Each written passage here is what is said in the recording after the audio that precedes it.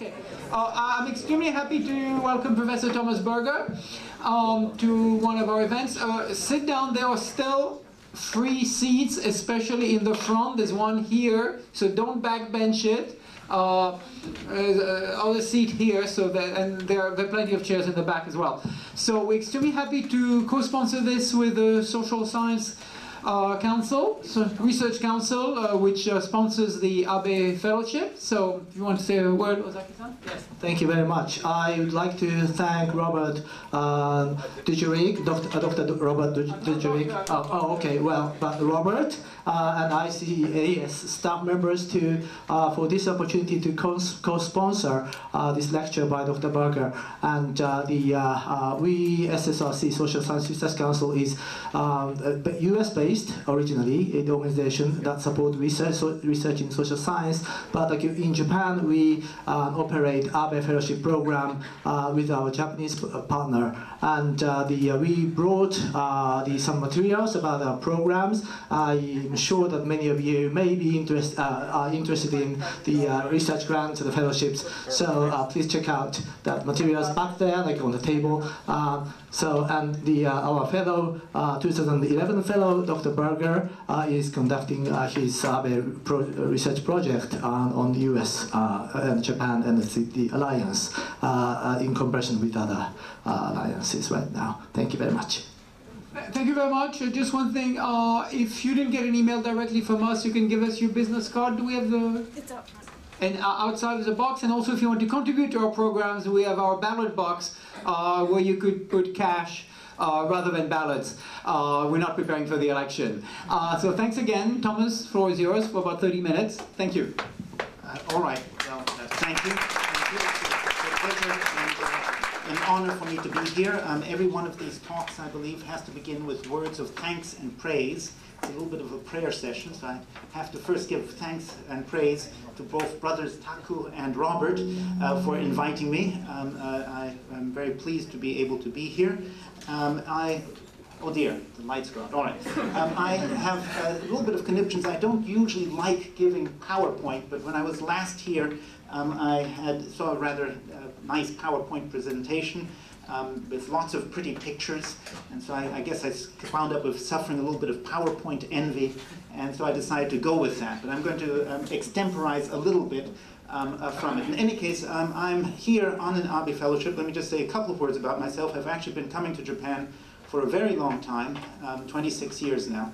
And I originally worked on German and Japanese defense and security policy. I was comparing those two countries' approaches to defense and security policy, and I decided that, you know, the way those countries think about the past had some impact upon how they approach security issues, the kind of lessons that they drew from the past and so forth.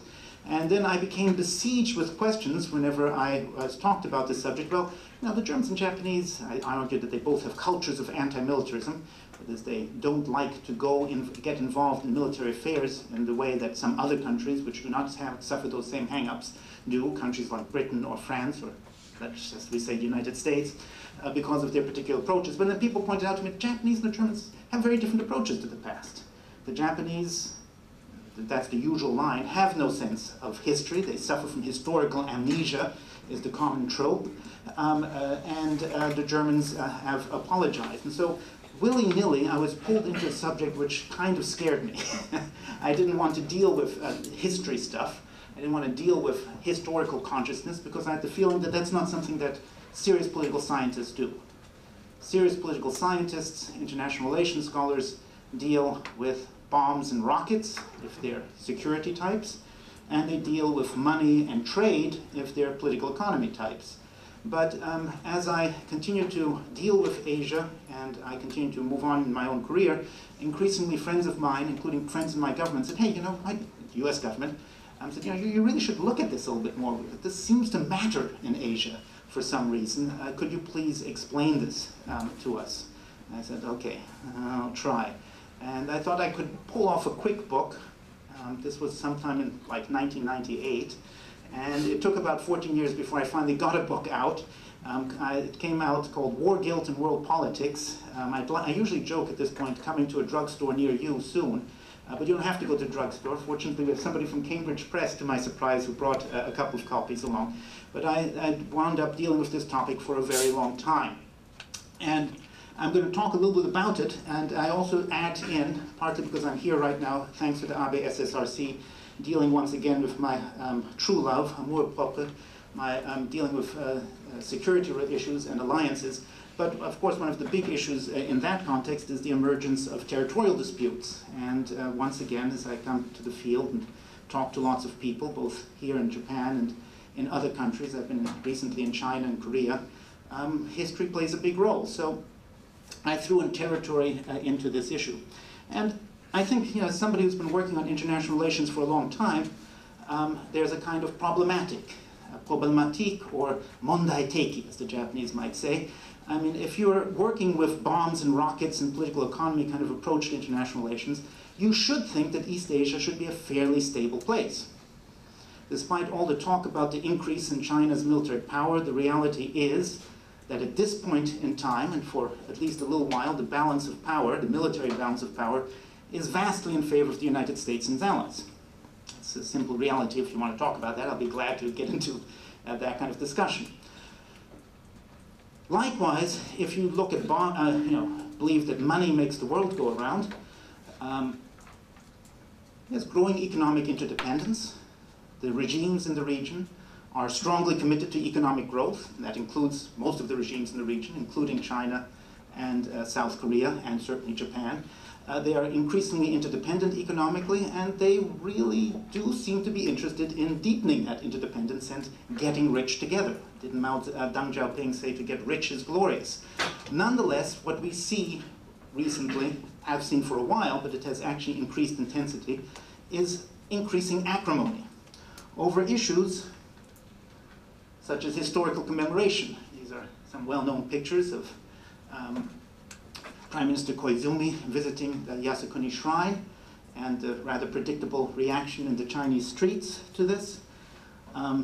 Debates over the portrayal of history. This is a copy of a well-known revisionist textbook by the Tsukurukai, Taishi Rekshi Kyokasho, as well as one of the common, very popular manga by Kobayashi Yoshinori, a very revisionist one, as sort of recommended to you highly. And some of these disputes have spilled over into territorial disputes, these historical issues. This is a picture, by the way, the Chinese press likes this a lot.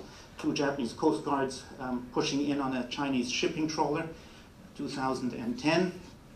Those issues also have history issues. Gets involved with Korea, picture of Dokdo Takeshima. By the way, a Korean friend of the pile of rocks, Kim Jong-pil once described it to his Japanese counterpart as a pile of bird droppings in the ocean. A Korean friend of mine, when I showed this picture, said, oh, by the way, these are photoshopped in. But in any case. And you have Russia in the mix as well. There's Medvedev visiting Kunashir, part of the Southern Kural or Northern Territories. And the intensity of these disputes, even though they die down every once in a while, they have on the whole increased. This year we've seen a rather significant step-level increase in this, especially between Japan and China over the Senkaku-Diaoyutai Islands. And despite occasional efforts to calm things down, after the 2010 incident, Wen Jiabao had a rather successful trip to Japan, in which he tried to make friends with everybody, and despite his efforts and the nice ladies in Yoyogi Koen who did Tai Chi with him, doesn't seem to be enduring success. So this leads to the question about why are these kinds of issues, becoming a problem? And if we want to break down the question, I'll be focusing mostly on the historical issue right now, but I'll sort of start talking about this in some ways. The first kind of general question is, why do countries think, or why do they create a particular narrative about their past and their present, including their definition of territory, that they do? It begins with the official narrative. And then when and why do these different historical narratives become the source of interstate conflict? And of course, political science is in the end about the bottom line. I always tell my students when they write their dissertations, tell me why I should care. Okay. What can be done about this problem, if anything? Now, I'm going to be a little bit theoretical, but I'm theoretical by force. I mean, this is one time where you have to come up with explanations because the explanations make a difference. And there's sort of three categories of explanation. I introduced them to you briefly, and then I will go back to them in a minute. One is what I call the kind of obvious one. Where does historical consciousness come from? It comes from history, or to be more precise, people's memory of history. And that this sets individual experiences, in some way sets the parameters of the kind of official narrative that a state produces. As a very different point of view, which I call the instrumentalist approach, which is, history is nothing about the past or people's memories. It's all about the present. It's about how politically influential groups, beginning with the government, define history. And then there's another one which is called the culturalist. Historical memory is part of the political culture of the country. I'll say something more about each one of these in a second. But, if I really want to go all social scientific on you, when we sort of Max Weber, these are ideal types. These are particular explanations which are different, but they're sort of theoretical constructs. They do not exist in reality. And reality is really a complex mixture of these, and we need to take a look at how these different kinds of forces work. Now let me talk about historical determinism, and this sort of basic notion that we have experiences and they remain in our minds in some form or another, etchings on our brain, like tracks on one of the old vinyl records that my generation began listening to music to. And these memories, and if they're powerful memories, people are attached to them, both positive and negative ones. Oh, Woodstock was wonderful. I guess not for my generation, but for the previous one. Or, Nanjing wasn't much fun. These memories can be suppressed. Sometimes individuals have a whole field called traumatic memory. Psychology is, by the way, heavily influenced by this kind of approach to memory. Individuals' traumatic memories are sometimes suppressed. They try to forget them. Sometimes they're suppressed by society. People don't want to hear your stories any longer. Or by governments. But if these memories are very strong, they often resurface, sometimes even after decades. Because of events in individuals' lives, changes of generation, changes in the political situation. They sometimes erupt with powerful force. And individuals and groups try to, if they have a narrative which is presented to them which differs from their experience, which profoundly violates that, they react strongly. They resist it. And those people who are of sympathy, this often, by the way, in the politics of history, carriers of memory are often the victims and the people who carry them.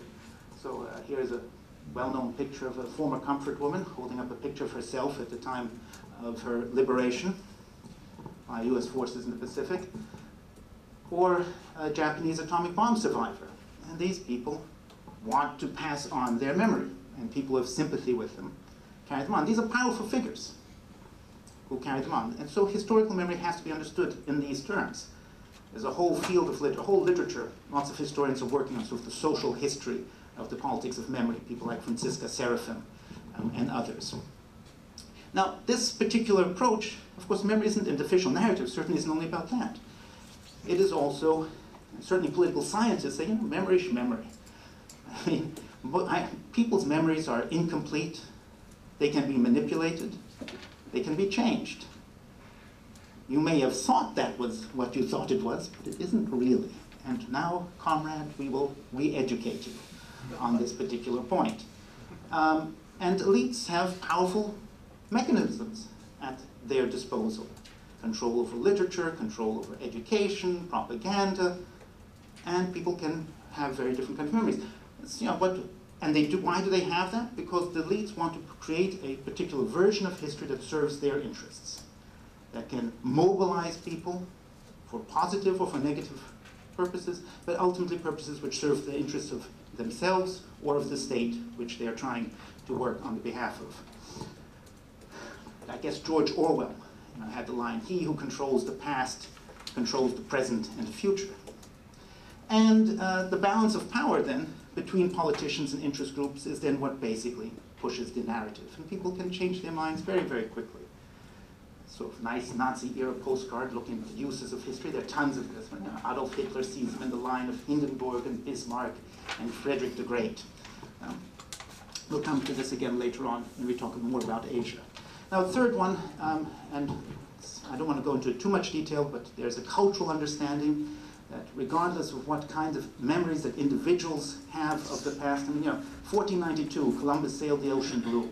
Every American school kid learns that. How do I know it? Because my teacher told me, and it rhymes so nicely. One of the things that stuck, perhaps one of the few things that really stuck in my brain from first grade.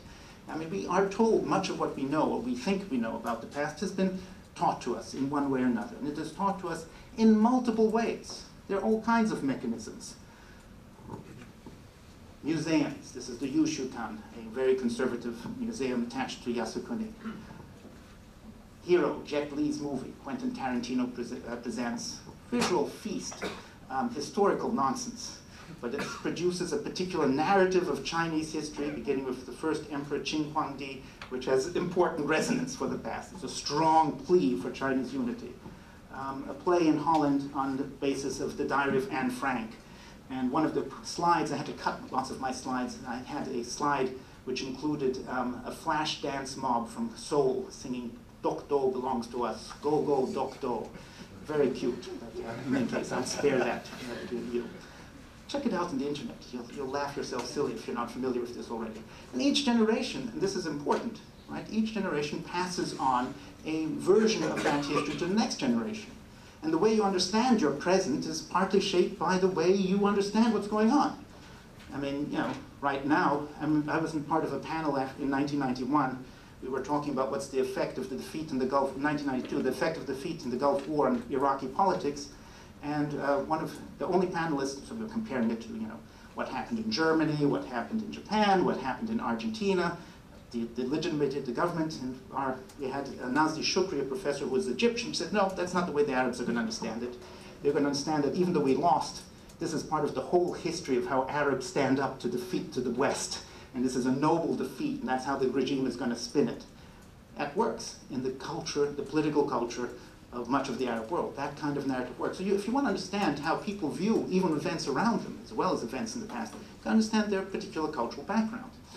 And each generation moves this on, and that the boundaries, these may evolve over time, but the kind of historical narrative which countries have shapes how they view the past. Again, this is going to affect how we look at history. So let's jump through to the history of history issue in East Asia.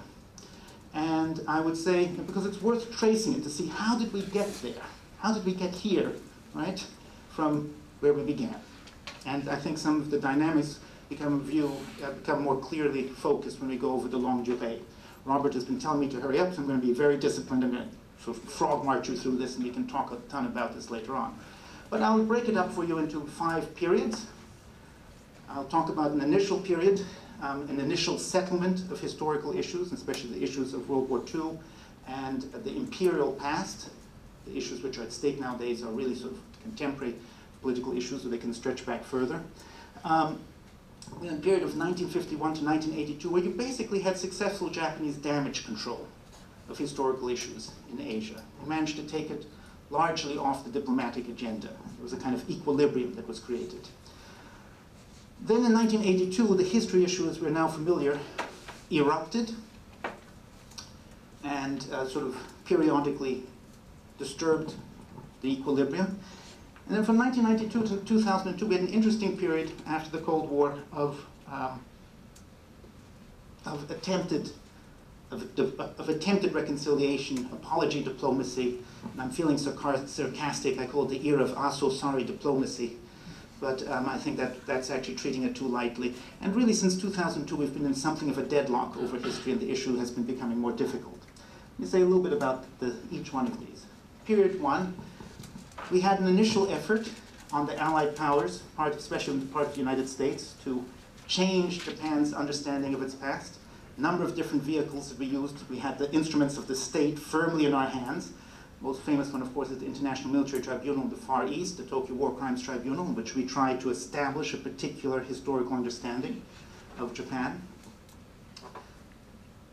We tried quite hard. There was some Japanese receptivity to it. By the way, John Dower, if you want to read a fun book about this time period, deals with this quite interesting and readable ways in his Embracing Defeat. But by the early 1950s, it began to fall, by late 1940s even, it began to fall apart The reverse course in the US occupational policy led us to pull back from this. The LDP, the ascent of the conservative LDP, though that's not only the fact, a key fact, but one factor, led to this. And when we came to the Treaty of San Francisco in 1951, signed by the Western powers in Japan, the history issue, which had been intensely pursued by the United States for a while, was largely taken off the table. Japan agreed in Article 11. This is important. If you're in a daimyo, you learn this, right? If you're in the foreign ministry, Japan agreed to accept the verdict of the International Military Tribunal of the Far East. Full stop. Okay? So they aren't going to reverse that. And then in Articles 14 to 21, which is not usually focused on that much, but is pretty important, there was a limited reparations regime. Japan gave up its claims in other countries. By the way, those claims, its property in places like Korea, China, Manchuria, Taiwan, was pretty damn valuable. And there was some small payments which were made to prisoners of war and so forth, but it was on the whole relatively limited, at least compared to, with, let's say, Germany in Europe. And the Western Allies gave up their claims. Also worth talking about, especially in the context of territory, is that at the Treaty of San Francisco, or in the time period around the Treaty of San Francisco, certain territorial boundaries were created. Interesting diplomatic historian, I don't always agree with her, but she's done very useful work. Hara Kimie shows that, right along the line that was drawn by Dean Acheson in 1950, we have all of these territorial disputes bothering us today. Issues having to do with northern territories, Senkaku, South China Seas to some extent.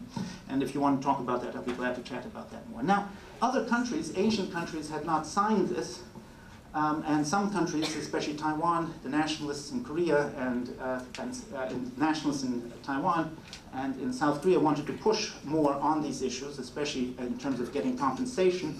But Japan successfully pushed those issues off the agenda. They gave foreign aid, they gave support. There was a certain amount of ambiguity in the language that they used. Tamamushi no hiro, kind of this very sort of ambiguous language, which Japanese diplomats have been so fond of in the past.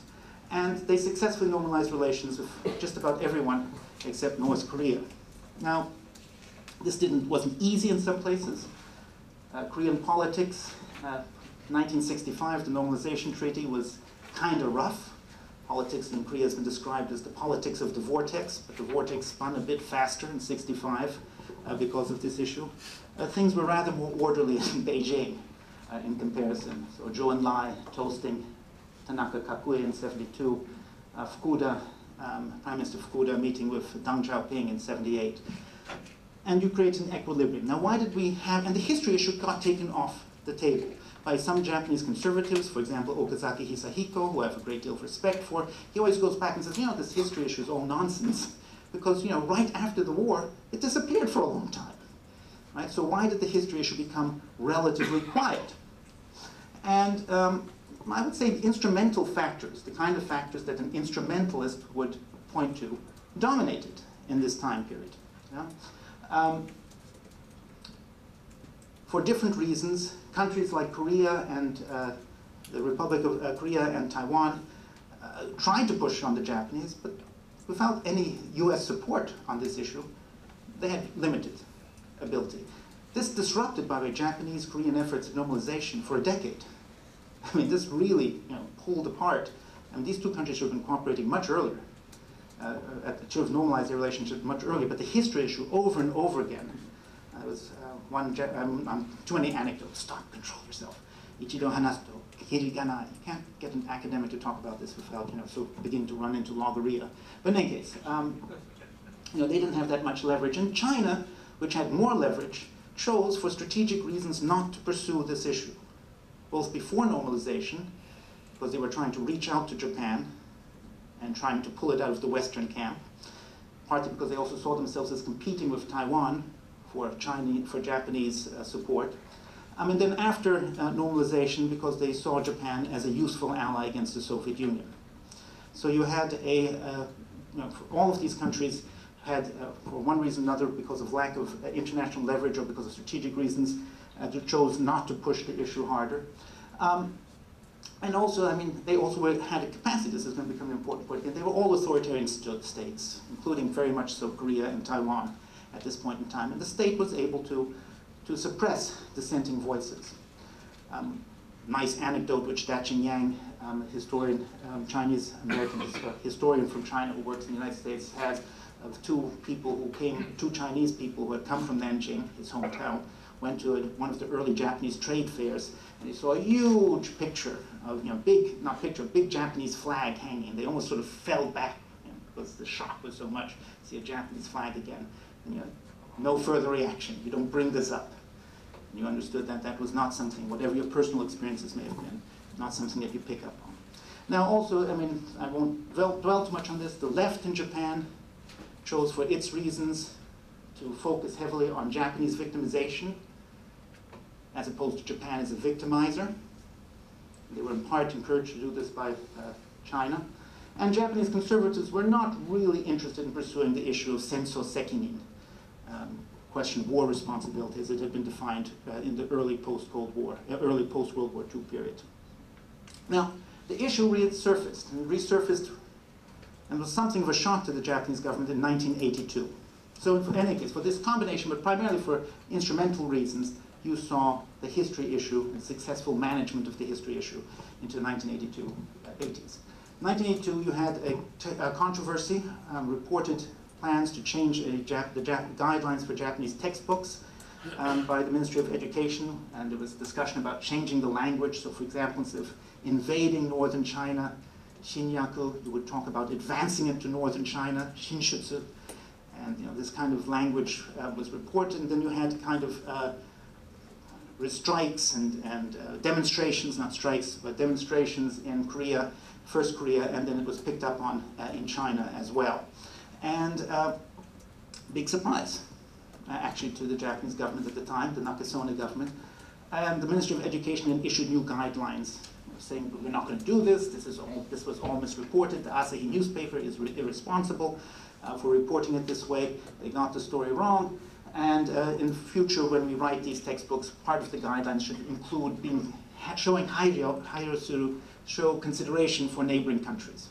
Nakasone also then visited, Nakasone, I didn't put this down, but I don't have a nice picture of the textbooks, but Nakasone visited Yasukuni in 1985.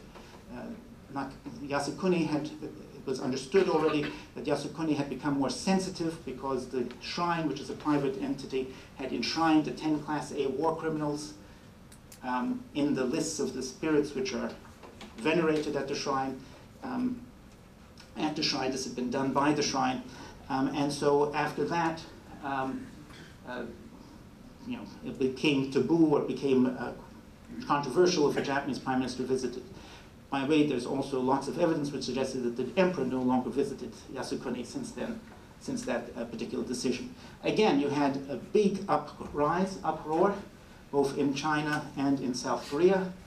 And then Nakasone, even though he was a conservative, visited Korea, as Chanduwan, shook hands with Chanduwan, said actually quite interesting new language, saying that the war, World War II, was a war of invasion, and the occupation of Korea had been an occupation, not a voluntary thing. Nakasone was quite proud, by the way, of how forthright he was on this particular thing. This is demonstrators in Hong Kong, by the way. And he then also decided, after visiting Yasukuni once, not to visit Yasukuni again. But the issue had come up. It was now coming up with some frequency. And the Japanese government then so now why did the history emerge in the 1980s, before I go on? Well, one problem is, and I'll have another nice pictures, is that there has existed, and was becoming stronger for a variety of reasons, historically rooted narratives, cultural narratives, which had, in Korea and in China, which were anti-Japanese. Where does Chinese and Korean nationalism come from? That's somebody else's books. There's a huge literature on that. But modern Korean nationalism, very strongly associated with the March 1st movement, affected by the end of World War I and the kind of, freedom of nations ideology, which was being promoted very strongly, especially by American President Woodrow Wilson, and people like young Syngman Rhee and other Asian leaders were coming to Paris, where Allied powers were negotiating, and said, hey, what about self-determination of peoples for us? Didn't sell very well, but to the Americans at that point, or to the West, especially American allies. But you had mass demonstrations, huge moment, and if you go to Korea, this is a day of veneration, central sort of national memory, brutally suppressed by the Japanese afterwards. Soon after picking up actually on what was going on in Korea, the Chinese in China, Chinese people, especially I was in Beijing University, and you visit the university library, and they show you lots of pictures of how young students from there also participated in the May 4th movement, the nationalist movement, where Chinese were complaining about concessions which had been made to German land or holdings in China, especially in Qingdao, were handed over to the Japanese, and again you had a mass protest. And this was really the birth, many scholars would say, of modern Chinese and Japanese nationalism. So already right from the beginning, you had quite early in the 20th century strong national identity on a mass level associated with anti-Japanese themes. And these were strongly rooted at this time. Now, in the post-war, in different ways, these things became doubled in a particular way. In Korea, there would be a debate which would take off really in the 1980s, 1990s even more, about to what extent does authoritarianism in Korea owe its roots to Japan? That is, the authoritarian governments in Korea aren't an extension of Japanese imperialism. Here's Park Chung-hee, we're going to have to move, president of Korea, and he is a young man in the Japanese Imperial Army. And so you had an interesting association, which the Koreans are still working through, about the association of authoritarianism with Japan in general. China had a more forward view of history, but after Mao Zedong's death, you had the movement to a patriotic, Maoist ideology died, talk about the glories of Chinese history, but also the tragedies of Chinese history, patriotic education campaign. And this opened a space for different narratives. A kind of victim narrative became very central. Comfort Woman statue, or the Opium War, popular film from the 1990s, which became very strong. And why would the Japanese also emphasize their own victimization at the hands of the Russians? Okay, so I'm going to go through this. I've talked too long, I realize. 1990s, you began to see an effort by the Japanese government to pursue these issues. Haifu in Singapore, saying if we want to get closer to Asia, we're going to have to deal with this issue, take the bull by the horns, to use an American phrase. We had a series of statements, the Kono statement, the Comfort Woman, the Maruyama statement, and we had some success, at least in the Korean-Japanese context. There's Obuchi and Kim Dae-jung meeting in 1998, Korean Fuyu no Sonata, right, the sort of boom, successful management of the World Cup. But then since the early 2000s, this has really foundered. Yeah? We've had this falling apart in some of the things which I talked about before. Why? Was a backlash in Japan and apology fatigue. The Japanese felt we've enough already, we said sorry, can't you guys take an apology? You had, I also would say, a lack of active support on the Korean side. The Korean government basically, beginning with Kim Jong-sam government in the 1990s, said, if you guys want to apologize, go ahead and apologize.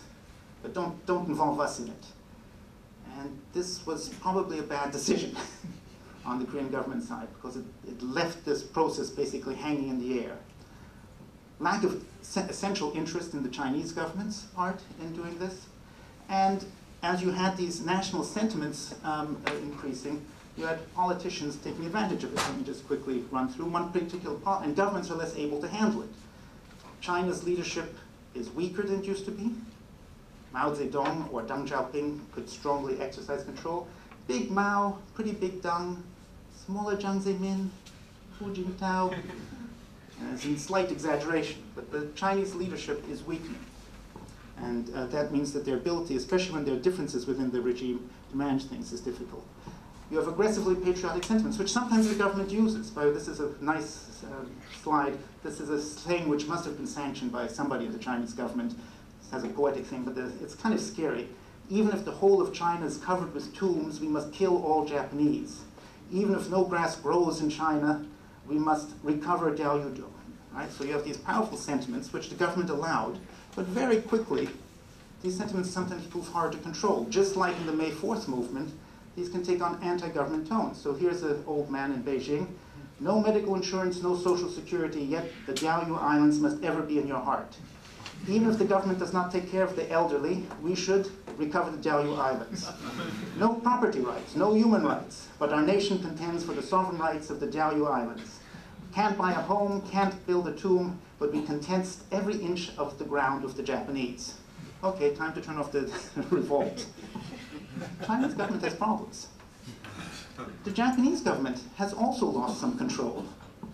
It used to be that the Japanese diplomatic agenda was in the hands of Japan's a democracy, and the public could intrude and set very clear limits. But on most day-to-day basis, the Gaimosho, the defense agency, economic issues, some of the economic ministries, and a relatively small number of politicians could control the diplomatic agenda. Since the late 1990s and more in the 21st century, we see public opinion intruding itself. It can be on the Rachi Mondai, on abductees. It can be, for example, North Korean refugees. Shenyang, these poor North Korean refugees are grabbed. And the Japanese government is less in control of this. And that creates space for people to take advantage. Kind of like this Shinjin Rui nationalism that's mixed up with Ishihara Shintaro can make use of these kinds of issues and popular sentiments to really screw up the agenda. So the bottom line is we have a paradox. We have a broad framework of international relations which should favor stability and cooperation. But we have at the same time these powerful forces, some of them are driven, and what is driving this? Pluralization of politics, including in China, democratization in Korea, which is allowing historical memory to assert itself. Form of people like the comfort women, or prisoners of war, slave labor, not prisoner of war, slave laborers, and so forth. We have a particular cultural discourse which has reinforced itself, and we have a lack of capacity to really get the issue under control. I can talk a little bit more about what one might want to do, but I think I should shut up. You can save that for the discussion. No, you should not shut up. You should. But I should now turn the floor over to you, and we can have a discussion. Thank you very much.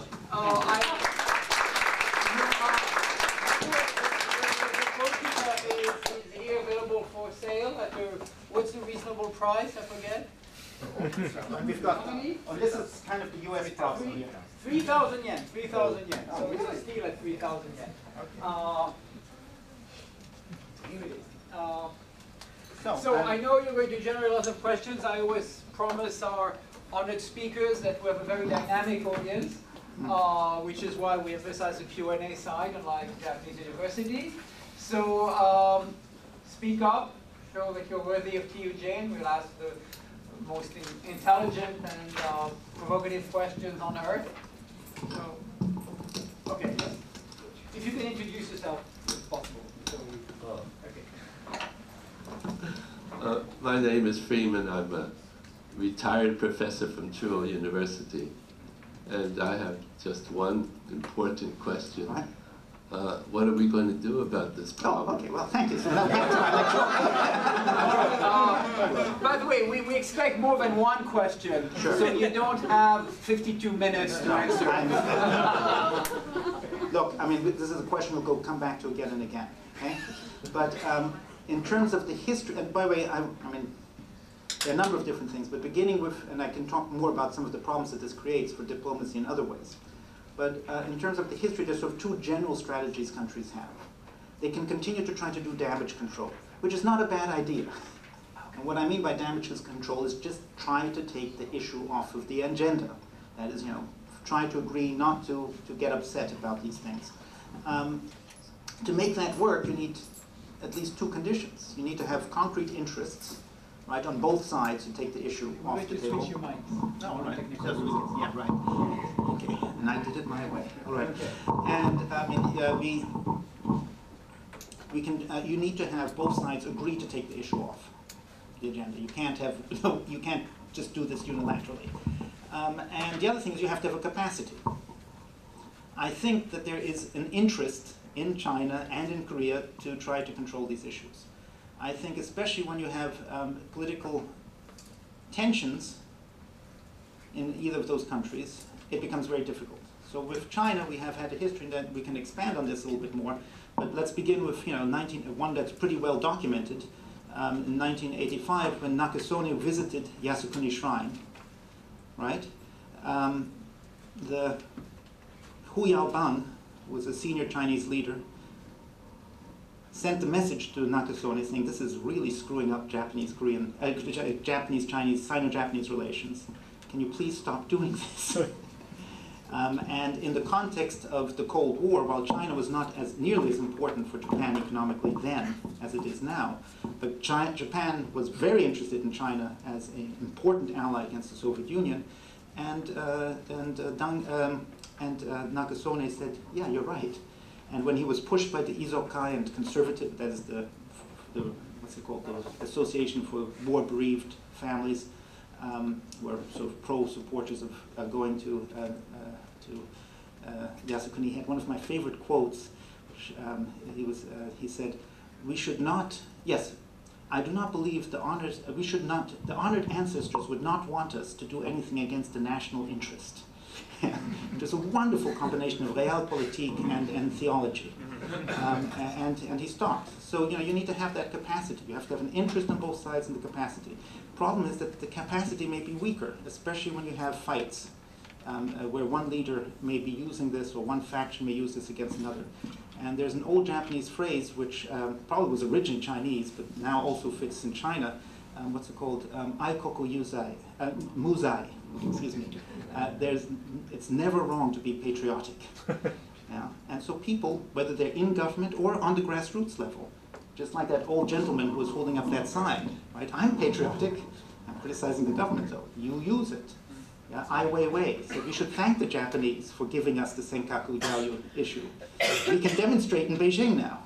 Yeah? And likewise, enemies of Xi Jinping or others could jump on this kind of issue and at moments of weakness, unless there's a strong consensus or a strong leader, to attack the leader. So this makes it very difficult. And I dare say that this can also become an issue for Japan. I mean, I think Japanese politicians are very careful on, let us say, issues like territorial issues, not to look like they are giving up the national interest, because they can be badly, badly hurt if they go down that path.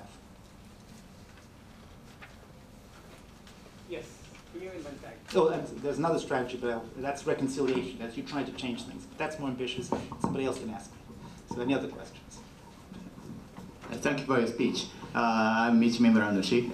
I teach politics, international politics at the Gakushuin University.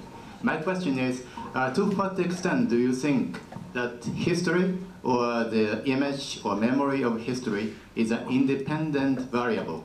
And to what extent is it just an excuse? My question is, for example, if you look at Chinese position, not only towards Japan, but also towards Vietnam, Philippines, or its own territory, Tibet or Xinjiang. Yeah. To me, I think to bring the historical issue in its relation with Japan is just an excuse. The commonality of all the Chinese territorial problems is that it is going to expand. So it seems to me that history, the major problem is that the Chinese are very successful in making history appear as if it were an independent variable. And in that sense, Japan is also already losing a propaganda war. Joho Sen, as General Tamogami put it in one of his recent books. Joho Senso, excuse me. But look,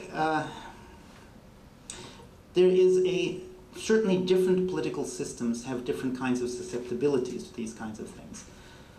But there is kind of an assumption that for some reason we are weak and naive people, and the other side are cool and calculating, right?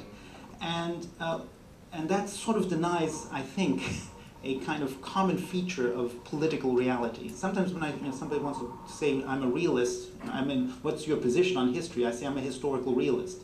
By that I mean I'm somebody who on the one hand thinks that, balance of power and money really is really important. And people do try to manipulate those things, right? Trying to do things to maximize their interest in it. But at the same time, I'm a realist because I'm also aware, first of all, that there are popular sentiments in China, as in Korea, as in Japan, which really set the boundaries. By when the Chinese talk to us, they say, the Japanese, that's, all of these problems, this is, this is stuff that the Japanese worked out. The Japanese conservatives have always wanted to find some way of underlining their control of the Senkaku Diaoyu Islands. They're secretly wanting to seize lots of the ocean, and behind them it's the Americans who are manipulating the Japanese. And so they see a rather cynical point of view on this. But, I think that the Chinese are more limited on these issues than we think. They can suppress these things, but there's a cost, and there's a risk. And I think that that cost and that risk may be increasing because of the changing nature of the Chinese regime, and because of a strengthening, also, by the way, the elites, the other thing I like to say to my students when I say is, elites are human beings too. That is, they also become socialized into these particular historical narratives, and they sometimes begin to believe them. So, they may have originally created a particular historical narrative because it served the interests of the moment. Deng Xiaoping says, all right, let's trot out Confucius after spending 30 years smashing everything of the old society. If you read the Analects, you get sent down to feed the pigs, right? Okay, well, let's bring back Confucius. He may be another way of justifying this regime so we can prop it up. Okay, but then, his successors bit by bit begin to believe this stuff. And the more that happens, the more trouble we're going to have. If Xi Jinping, or whoever the next generation of leaders, really believes the particular kind of historical narrative which is being pushed, and it becomes a, soyu monda, and it becomes kind of taken for granted, then I think some of these problems become much more serious. And if you want to talk, there's a literature on this kind of stuff in international relations, about how, for example, ideas about empire, in the case of Germany or Britain or Japan, became increasingly believed by later generations. So everybody wants to have their place in the sun, and they begin to believe it. And Hitler, that idiot, actually believed that crap that Tirpitz and others,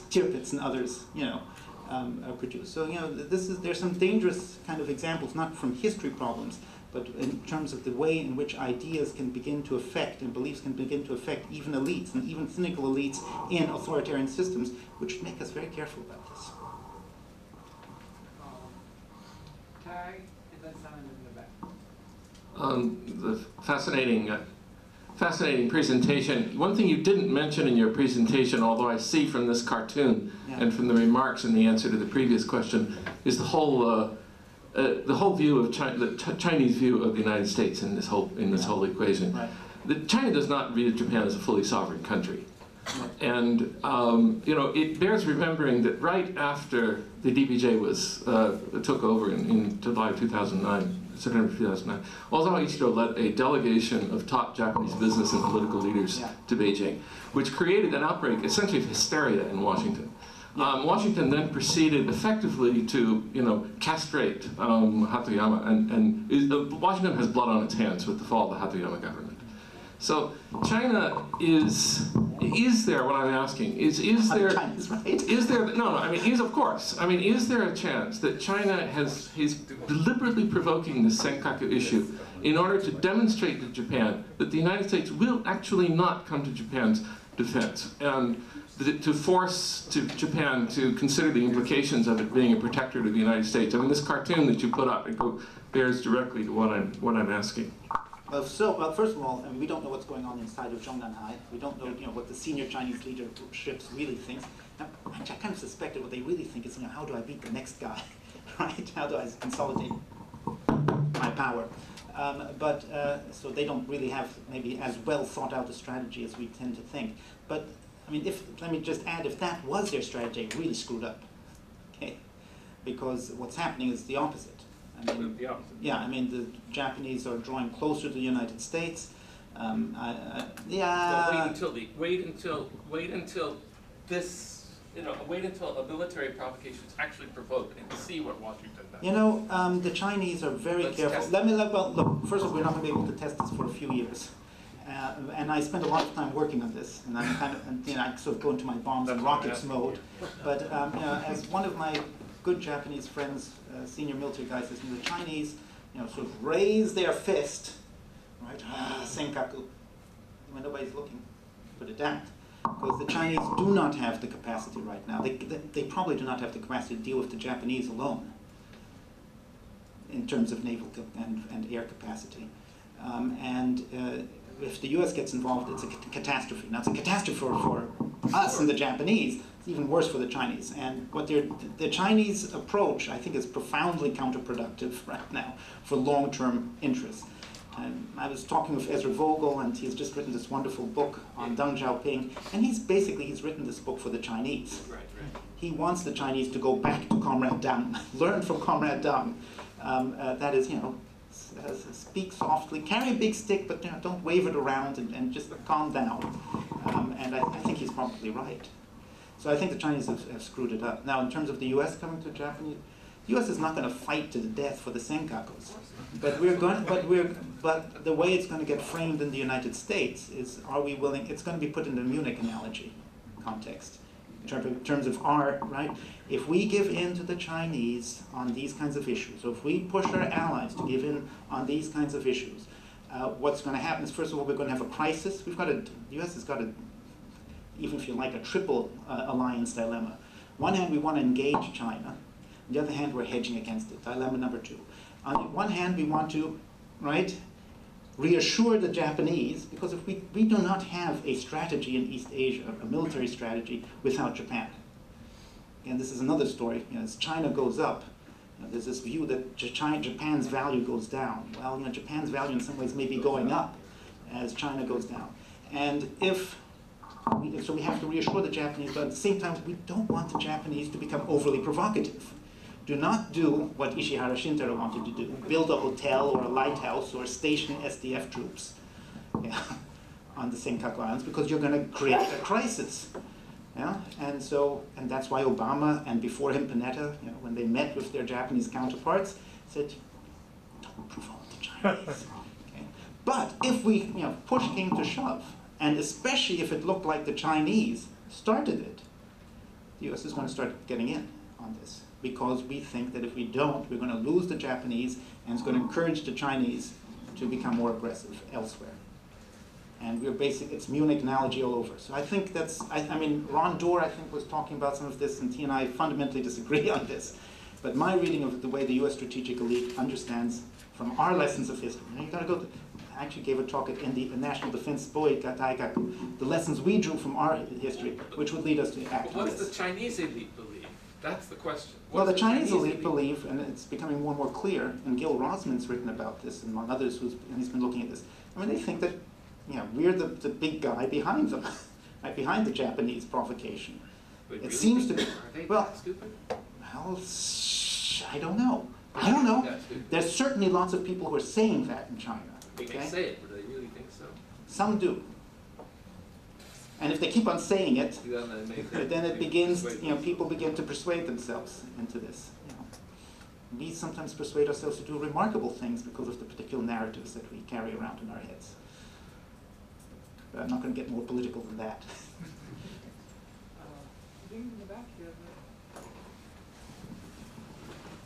Thank you, Professor. My name is Ning. I'm Chinese, and until last week, I worked for the Japan Foundation for 8 years. Ah, yes. And now I'm working for a private company, and also I set up a non-profit organization for national reconciliation between China and Japan. My question is regarding your what can be done. What do you think of the role of public diplomacy, which can influence each other's, national opinion or civil society? Glad you bring that up. What is your opinion? Glad you bring that up. And there are lots of things to be said, and I'll try to be quick, and I'm sure we're going to come back to this if we have enough time for that. But look, I mean, another strategy, which goes beyond the damage control strategy, that is just trying to take the issue, is to try to change how the other side views them, right, fundamentally, both at the elite and preferably at the grassroots level. And that's a noble and brave strategy, and usually Germany is brought up in this context as a country which has successfully dealt with these issues. You know, those of us who look at Germany carefully realize it ain't that easy and it ain't that simple. But the French really don't seem to think that the Germans have designs in Alsace-Lothringen. They, you know, the Poles, even though they have sometimes disagreements with the Germans about, you know, some of the issues about, you know, expulsions of ethnic Germans after World War II, and they are not ready to, you know, they don't think that the Germans are necessarily bad people, and, you know, if you just if you just scratch a German out, will pop, you know, a Prussian with a Pickelhelm, looking to, you know, take back Danzig. So you know, this can happen. This can happen. I would say that there are other countries where this may be happening. It's not. This is a kind of new issue in international relations for a variety of reasons. But to make that work, there are high standards. You have to have at least the same standards as you have. There's interest on both sides to make it happen, the capacity on both sides to implement in doing that.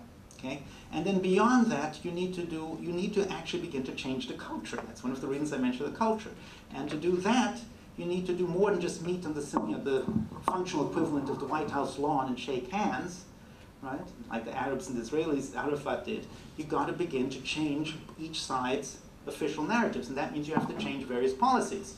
You have to change education policy. You've got to change commemoration policy, right? Either change Yasukuni or find some alternative commemorative site if you want to do that. Yeah? Like the Fukuda Commission suggested. You have to actually compensation policy. When you give compensation, the state is effectively taking a position on who is a victim and who deserves some kind of compensation for past sufferings. That's an important marker that matters. When Austria, by the way, which for a while outdid Germany in terms of its impenitence, Austria in fact, the Austrians were so impenitent after World War II, even though they were deeply involved in the crimes of the Third Reich. The first victims of Nazism, according to the Cairo Declaration, thoughtfully provided to the Austrians by the Allies in 1942, I think. Yeah, 43.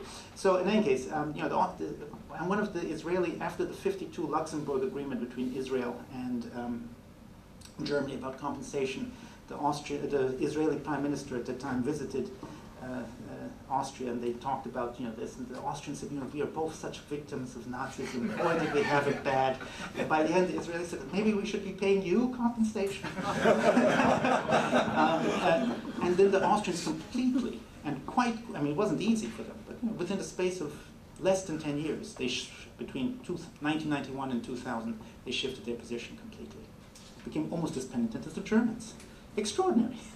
So, you know, it can be done, but you need to go through these steps. And then the last thing which you need to do is you need to keep it up over time. One of the things which I would say about that abortive effort to pursue reconciliation between Korea and Japan, one of the things the Japanese did not do is they didn't follow through. The Koreans did not reciprocate in the way that would have been helpful. I really feel sorry for some of the Gaimushu guys who I talked to who are trying to get the Koreans to, you know, this is a question of stage management, yeah, that needs both sides to make it function. Yeah, and they weren't getting this back. But finally, the Japanese thought it's over. Right? We do this, and it's done. And I remember, you know, I was talking about this in 2000, 2001 or so in Japan, and people said, you know, it's over, Uchi accepted. No, it just begins. It takes a long time. And so, you know, that's the problem. I don't think that we are in a position to do this with China.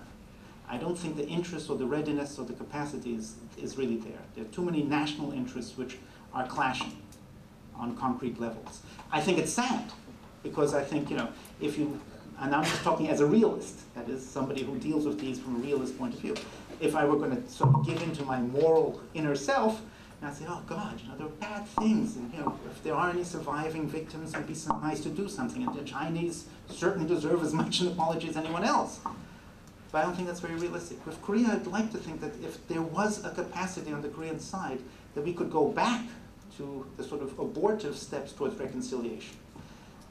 So I don't think it's going to work very well. And the other question, of course, is can we, then you always have these very nice people who will say, okay, look, the governments can't do this, let's have people-to-people diplomacy, okay? And I love those people, right?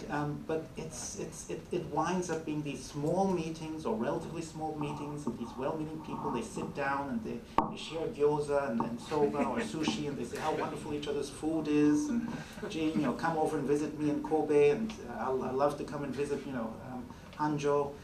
And that's it, because unless you have support from the government, you see, that's the thing, it has to be both top down, because without that, the bottom can't spread beyond that relatively limited group, and it has to be bottom up.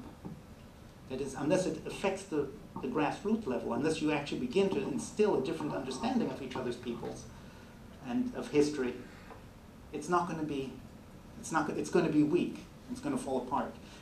The Arab-Israeli case is just so informative on this score. You have a kind of superficial kind of reconciliation, and then, especially on the Arab side, not enough follow-through, and then it becomes useless.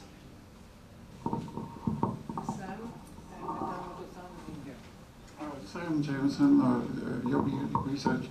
The United States has said it would cover the Senkaku Islands. Yes. Under the U.S.-Japan Security Treaty, but it didn't say how it would cover. If the Chinese should land any troops on those islands, is there any possibility whatsoever that the Americans would use the Ospreys to attack them? Or send it's a serious question. No, I hope that the Americans are not so insane, but I would like to hear, nobody has said that they are not so insane. Well, I think that the scenarios that people work through, right? The Chinese have now moved their ship, have these ships from the Maritime Surveillance Agency, and sometimes from the five agencies, which are not the PLAN, the Navy, which deal with maritime issues. Some people say 7 if you change the definition. And so they're sending those ships in. They have not flooded the islands with Chinese fishermen. That famous 700 or 1,000 boat flotilla has not moved in. The other immediate fear is that they would land Minkan Kapsadosha. They would land civilian act, maybe not so civilian, right? Like 300,000 Chinese volunteers swarmed over the Korean border in 1950. But in any case, there wouldn't be 300,000, it would be 30 or so. But if they landed that, how would the Japanese respond? And then the Japanese, this is what the Japanese are now thinking a lot about, gray zone operations and issues. And so then I think the first line of response is actually with riot police. The Japanese don't want to respond. The Japanese believe that they should be the first line of response. The Americans say, please, Sakini, you guys, and that's absolutely right. The U.S. should not. Now, if the Chinese then landed armed, heavily armed, right, freedom-seeking, patriotic people on the islands, right, then the Japanese could escalate it, and they're looking for a range. They're thinking again, escalation ladder, and trying to find a way of responding, including cutting off their lines of logistics. They can live off the goats for a while, but there are ways of putting pressure on them before the U.S. becomes involved. Now the question is, at what point would Chinese military forces, probably the PLAN, get involved? And at that point, then the U.S. does not say, and we should not say. If you want to deter the other side, and this is, by the way, Germans, Franz Josef Strauss, the German defense minister from the 1950s, the head of the American strategists, figured this out. You do not, before Thomas Schelling, the great theorist, you do not tell them what you're going to do at what point. Because if you tell them what you're going to do at what point, what they will do is they will go right up to that point and then stop. And then everyone's expectations shift, And then they go up to the next point. And Franz Josef Strauss, appropriately for a guy from Bayern, it's called the salami tactics. Okay? So we do not say that, and we should not say that. But just like when I deal with my son, who's now a bit older, he's now 12, but when he was younger, he starts saying, putting his hand in a cookie jar, he says, "You stop that, Alex." Why? Something bad's going to happen. What? It's going to be very, very bad. You don't want to find out. There's a counter-argument, of course. I don't know what your son had territorial ambitions. It's kind of the 1950 argument about Korea. But if you're not really clear with what your red line that's is, true. they don't understand it. And I don't blame Dean Acheson. But the problem is that the U.S. didn't have any forces in Korea, so it was easy. Well, we did. Well, but very few. It didn't have significant military forces. Most of the ground forces and the air force had been withdrawn. I think the air force had been there in large numbers. That the communist side believed the U.S. won't fight for Korea. If there had been a U.S. Army Corps on the 38th parallel, and if the U.S. had made it clear that South Korea was on the U.S. side, then it would have been different. So there's I see your point about you don't want to tell about the salami thing, and but you want to. But the point is that you want to have the capacity without stating what you're going to do with the capacity. Yeah. Right now, we got the capacity to respond, and we've got, again, to use the term. And all of these terms, I have to tell you, since I studied the Cold War, I grew up in bombs and rockets. My first lecture on international relations was after the Soviets moved into Afghanistan. So it's all kind of coming back. It's nostalgia. I want to wear bell bottoms and grow sideburns. But in any case, disco. The thing is, we have the notion of an escalation ladder. That is, we have the capacity to respond and more than respond. Right, up to all the way, right, to nuclear extinction. Now, whether we would actually want to go that way, or whether they understand that or not, is another question. But we work very hard on that. And I think actually we're trying to make that clear to the Chinese as well. And at this point, the Chinese understand that. I think quite clearly. The Chinese strategists understand the military realities. In that sense, yeah. Actually, Tamamoto Sensei, do you have a mind? And then you're next. Yeah. どうも。久しぶり。久しぶりですね。Tamamoto Masaru, University of Cambridge. Let me just make a few broad statements and you tell me why I'm wrong. Okay. It's about U.S. foreign policy. Yes. U.S. foreign policy since after the Spanish-American War and sometime before the Russo-Japanese War, since then till now, there's a constant which says no one state dominates East Asia. The U.S. will not allow one state to dominate. And in that sense, Chinese-Japanese condominium will be a nightmare for the United States. Why am I wrong? Well, I'm not quite sure what hang on. Do we all read Mackinder at night and sort of secretly say, yeah, he's right? There's a whole school of geopolitics that kind of makes that argument. Has that been the guiding light of American foreign policy? On and off. As you know, we went through a phase called isolationism, right? And it doesn't fit. There's a deep tradition in the United States of we've got our own concerns about Makikomare-ron. Remember City on the Hill, John Winthrop, George Washington's. You know this stuff as well as I do.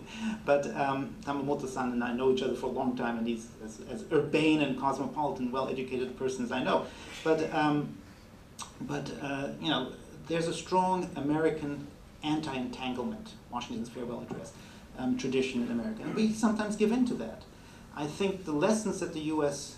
drew from World War II and World War I, I have another slide in another show which I just did on this, but that this kind of disengagement strategy leads to disastrous results. That is, if there's an aggressive power that emerges in the world, right, we get pulled in. The Lusitania, the Zimmerman, telegraph before World War I, Pearl Harbor before World War II. And after World War II, we had a debate, you know, and it was kind of close at times, and it was pretty fierce. How far do we want to get involved in the world's affairs? And the result of that debate is, okay, we you know, don't want to do this again. We got involved, and then you know, the history of the Cold War, which was bloody hell, especially in the first part of Asia, but we kind of felt it worked. Right? We fought that twilight struggle, as Kennedy called it, kind of feeling American, putting on a Star-Spangled Banner. We fought that twilight struggle right to the end, and we won. And the Russians cried Vanya, whatever the word for uncle is in Russian. And I'm thinking of Chekhov in any case. And those lessons of the 20th century, I think, informed the United States. Now, we also have this crazy idea that democracies are somehow peaceful. And so, you know, when the European Union starts pulling itself together more and more, you know, there's some Americans who say, oh, this could be a threat to the dominance of the dollar. Kind of hung back, didn't really respond. Now the Europeans are kind of happily or not so happily uniting. And then I don't think we respond. If we had that kind of situation in East Asia, fine. And I think there's some people in Japan who, like, I mean, when you had Hatoyama come in, by the way, I think, you know, this was also kind of thing. People felt that Hatoyama, and I was talking to people in the US government a lot at that stage, and they were pulling me in and saying, should we be worried about this? And I said, not really. The Chinese are going to disappoint Hatoyama and the idealists very, very quickly. And that proved true. And even, you know, I don't think, even if you're going to create a Pax Sinica right now, and you had a kind of Asian family, Japan would be the Ijimeko. And they get picked on bad. I don't think the Japanese are going to feel very happy about the Asian. Now, if Asia changes and we have the kind of dream that, you know, the Silk Road romanticism that we have seen periodically. I have some beautiful slides which I took off of this, of Yo-Yo Ma and the Silk Road, you know, ensemble, the Silk Road dances. I mean, yeah, and if this was democratic, I think we can put away our, we will think we can put away our Mackinder. You know, I'm enough of a liberal in terms of my big IR theory. And those of you who don't know, international relations is dominated by the House of Peace and the House of War. Right? It's the liberals who read international organization and and the House of War people who read international security. You know, sometimes, you know, when the weather is nice, I kind of feel liberal, and when the weather is bad, I feel war.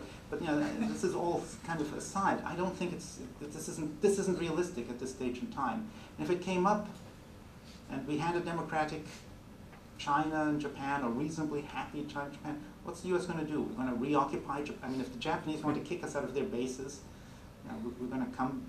You tell me, I mean, would we come in and force them to be our allies against the Chinese? I don't think so. It's not going to work. And the US people wouldn't do it. You do mention the Silk Road. I mean, Silk Road was possible because of the Mongol peace. Which one? You see, the Silk Road. Oh, yeah, right. Thanks to that, right, yes. But the way the peace was enforced by the Mongols was somewhat harsh from time to time. Seemed to have been, yeah. So, yeah. Sorry. Thank you very much. Perhaps my name is Kumiko Haba, a professor of Aoyama Gakuin University, and my question is relevant to the Chinese researcher or something a little relevant to the Yamamoto professor. I think your presentation is excellent, but 2002 until 2010 is not a fatigue of apology. It is the time to collaboration of Asian regional cooperation, especially economic thinking. Yeah. So the China, Korea, Japan, and ASEAN country is very much collaborate together in these 10 years, 1 decade, and that's why the Obama government wished to say we are the Asian Pacific country, and Asia, US also wish to join to the Asian regions. So, but in this 1 or 2 years, Senkaku or Takeshima Island problem was occurred. So that's why your title was Isolation of Japan started. Now we are against all of the 3 neighbors countries, enemy, China, Korea, and Russia. And perhaps it is the US policy or US favorite situation in East Asia. I'm comparing the U.S.-EU relation and the U.S.-East Asian relation. The U.S. is very much collaborate with the EU development economy. In this time, U.S.-EU make a FTA together. But perhaps if we Chinese, Japanese, and Asian countries collaborate, it is already said. 10 years later, the Asia is the top of the world economy, and it is not so good situation for not only the United States but also the European Union as well. So I'd like to know what is the U.S. strategy or U.S. policy. How do you think that Asia can collaborate together economically, or it's better to fight against each other in East Asia? Thank you very much. Well, I mean, I'm of course for peace and love and cooperation. Children and dogs and those things too. Look, U.S.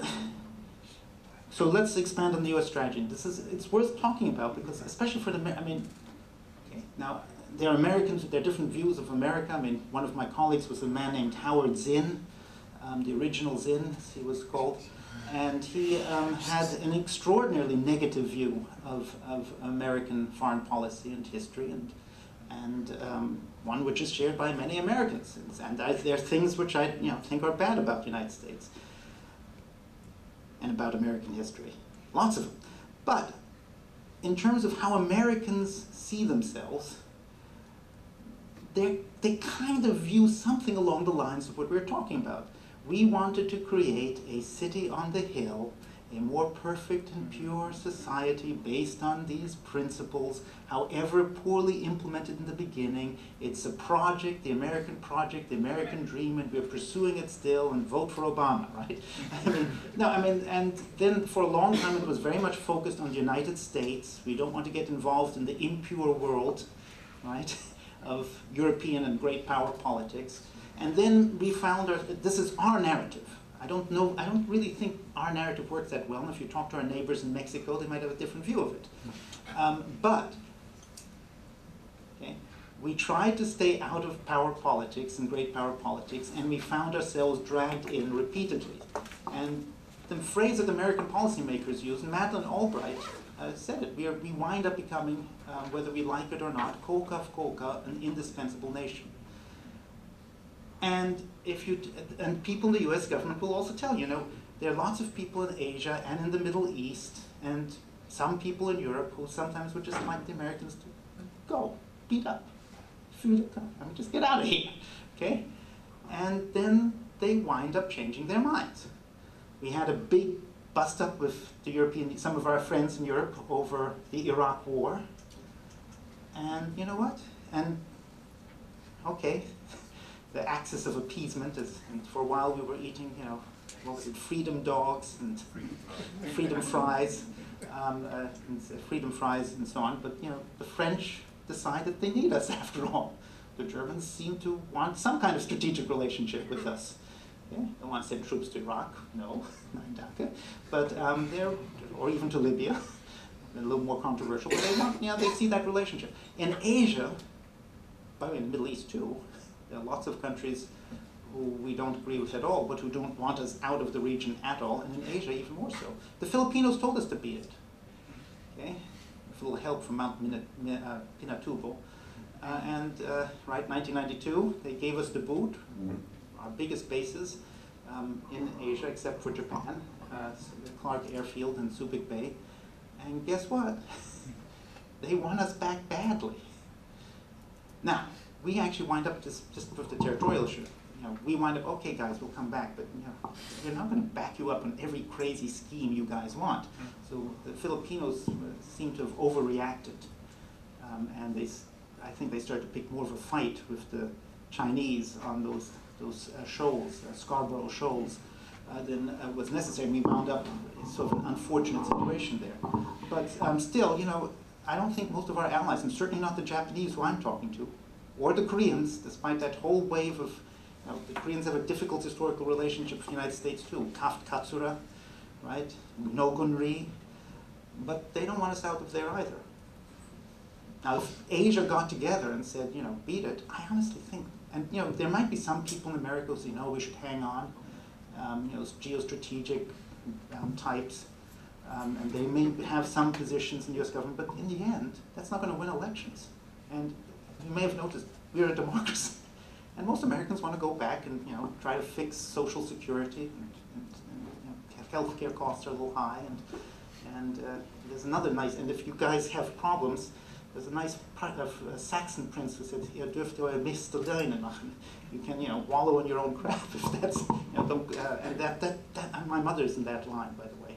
She's a real isolationist. I honestly think we'd get out. So, both to you, both to Tamamoto-san and to you, I think, there are people who have those kinds of views, but I really don't think that that's what's animating in the end American strategy. American strategy is a kind of sometimes naive but quite sincere, half-hearted groping with lots of strategic, hard-handed, hard calculating edges to try to create some kind of liberal peace. John Eikenberry has written about this, I think, pretty well in international relations, and I think he's probably got it right.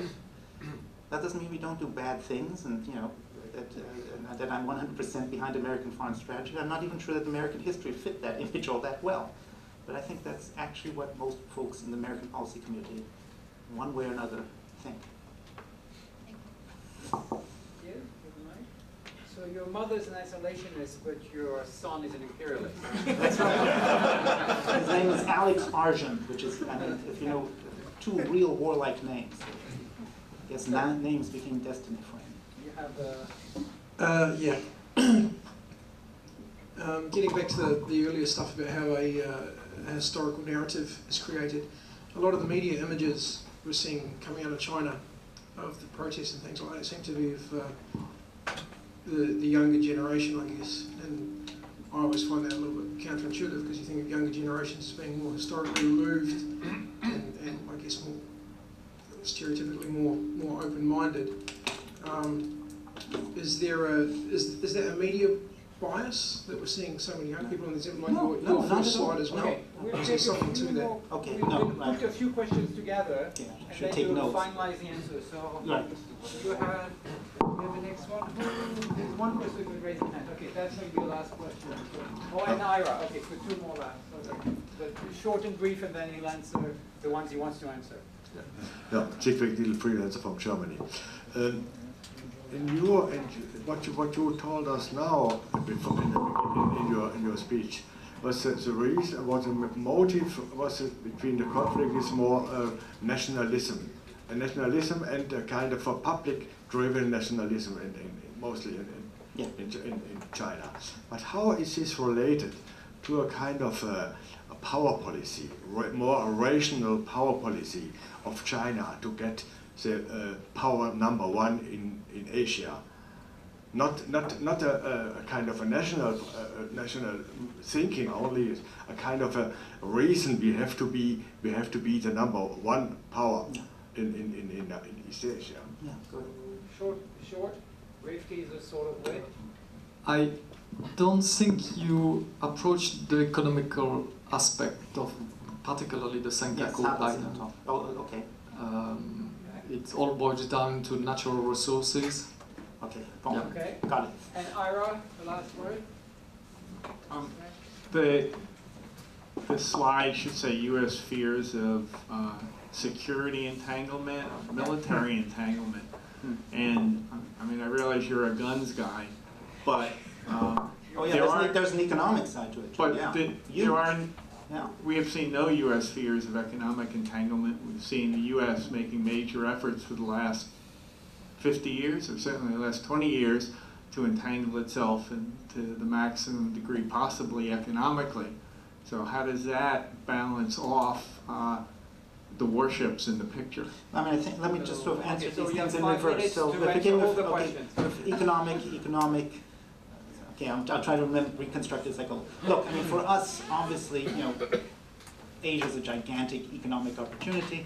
I just was listening to Henry Kaufman, I think, Dr. Doom, saying that we shouldn't screw up our relationship with China over this. And in terms of our liberal strategy, yeah, I mean, we also believe that democracy, all good things go together, of course. And we believe that democracy goes along with economic growth, right? They reinforce each other in mutually positive ways. If we entangle China, then we'll have, it's a modernization paradigm of how political development works. If we entangle China, we encourage the growth of a free market, there'll be the emergence of an educated Chinese middle class. Once they get enough money and they feel that they've discovered that rich is glorious, they also want to have more political participation.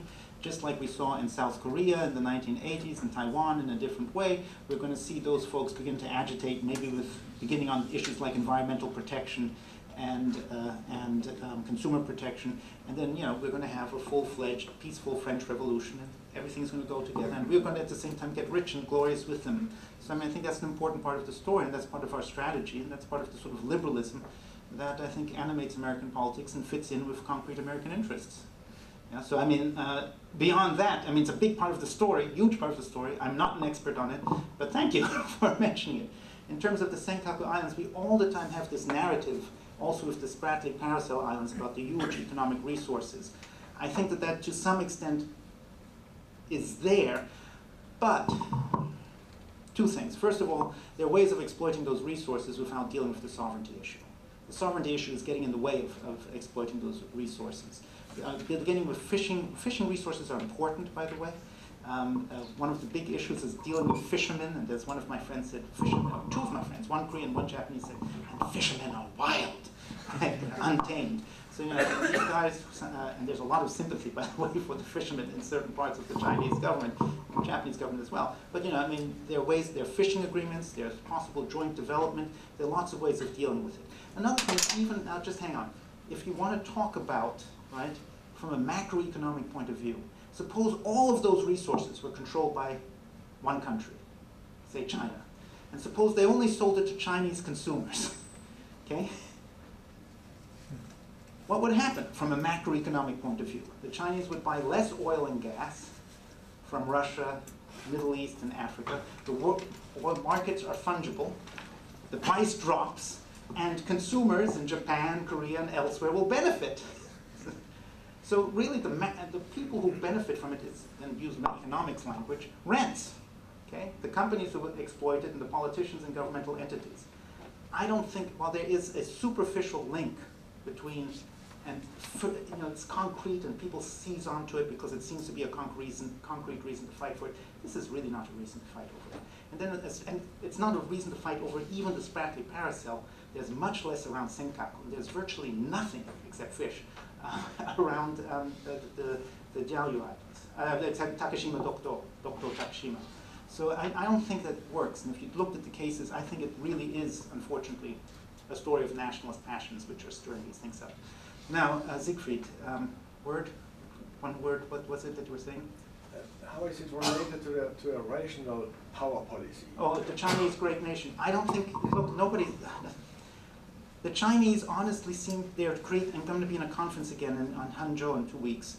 And they are, unfortunately, and David Kang, for example, in IR theory, picked up on the Chinese narrative. It goes back to John Fairbanks, who was picking it up from Chinese intellectuals around the time of the May 4th movement.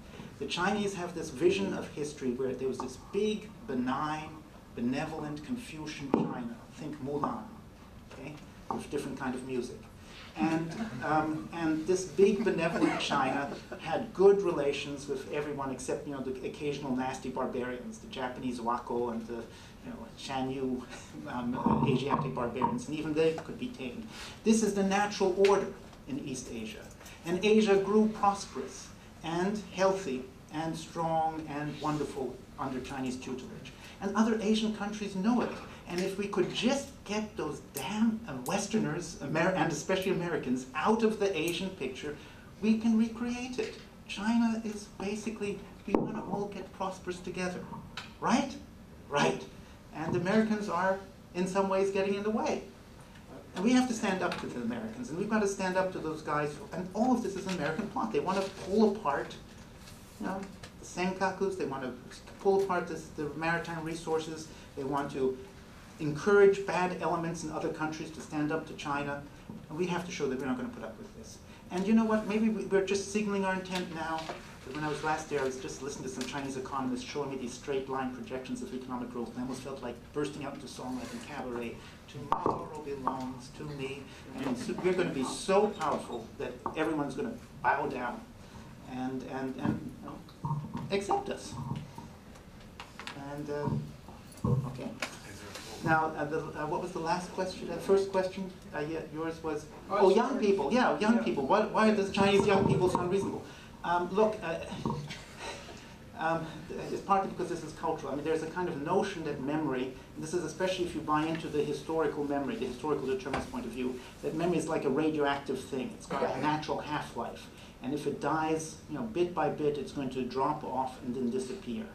Okay? And that's based upon, you know, just we get older. And the Japanese, for example, I hate to say it, some of the people I talked to in the early 2000s, in the Gaimushu had this idea. When the last comfort woman, the last slave laborer, the last POW goes on to the great beyond, these issues are going to disappear naturally. And now this actually is kind of important. Unfortunately, that's not the way it works. These things have become institutionalized in a cultural discourse. And it has enormous force. And in some way, young people, precisely because they don't know the reality, wind up having even stronger feelings, can have even stronger feelings about the past. We've seen this in other countries. I mean, former Yugoslavia, right? When Slobodan Milosevic is marching around and talking about the field of crows, you know, how the Bosniaks are, you know, Turks. He's talking about stuff going on hundreds of years ago, and he feels personally moved by it, and orders the murder of people, thousands of people in Srebrenica and Gorazde.